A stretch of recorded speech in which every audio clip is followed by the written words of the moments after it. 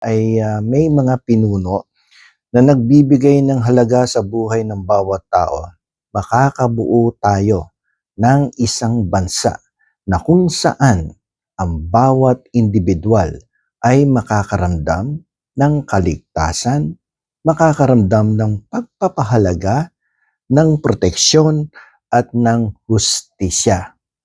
So, ang gusto ko lang sabihin dito, sana kung sa susunod na eleksyon, pumili kayo ng mga kandidato na ganitong klase na sumusunod talaga ng buong katapatan sa mga sagradong prinsipyo. Kasi ang tao takot sa Diyos at nagbibigay ng pagpapahalaga sa buhay, definitely, mahusay na pinuno yan. Hindi yan gagawa ng taliwas sa ipinag-uutos ng batas at ipinag-uutos ng ating poong may kapal.